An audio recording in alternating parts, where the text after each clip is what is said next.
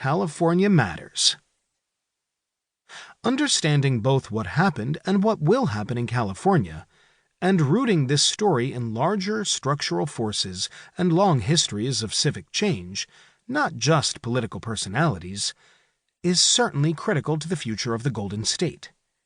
California may have moved from the crisis of division to a tentative state of repair, but tentative is the appropriate modifier.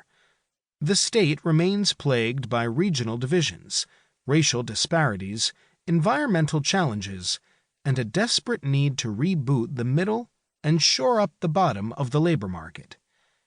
Addressing these issues will require creative policies as well as a new social compact that reflects the values, needs, and aspirations of all Californians. But while getting the state narrative right is an important part of that process, charting California's past, present, and future is also important for the United States as a whole. Because as much as those in the Midwest, the South, New England, and indeed any other part of the country may hate to hear it, the demographic, economic, and social trends reveal a simple truth. California is America fast forward.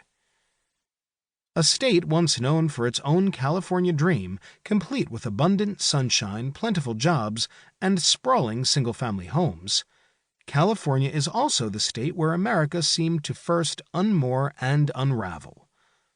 Part of this was a dramatic and sometimes disorienting demographic change. California's ethnic makeup shifted dramatically between 1980 and 2000, with the non-Hispanic white share of the population falling from 67% to 47%.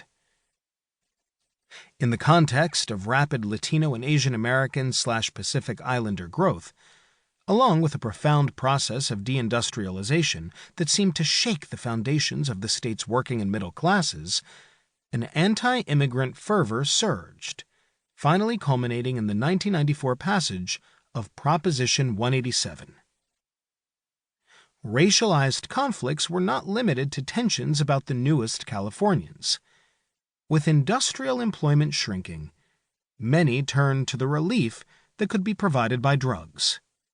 Crack cocaine, a drug that soothed economic anxiety in that era in the same way that opiates do today, fueled the rise of militarized gangs that were, in turn, met by even more militarized police.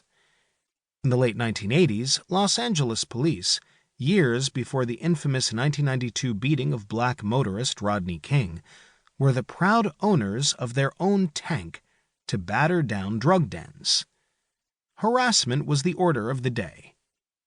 In one incident in 1988, nearly 90 officers broke open 2 apartment buildings, sprayed graffiti, detained nearly 40 residents, and rendered nearly 24 homeless without ever charging anyone with a crime. Against this backdrop of police brutality, California's biggest city, Los Angeles, exploded into civil unrest in 1992, providing an early glimpse of the anger that would later drive protests in places like Ferguson and Baltimore, and help to activate #Black Lives Matter. With the streets in full disarray, the California public reacted with fear, passing laws that treated juveniles as adults, permanently locked up repeat offenders, and propelled explosive growth in the prison system. On the economic side, the Golden State saw yawning income gaps and stuttering growth. California moved from the middle of the inequality pack in 1969, when ranked against the rest of America's states, to a spot near the top of unequals today. The reasons were complex and many, but in a foreshadowing of today's politics, many wanted to point the finger of blame at what seemed to be an obvious and socially vulnerable external factor: the influx of immigrants. But other structural forces were at play. During the recession period of the early 1990s, nearly half of the nation's net job loss occurred in California.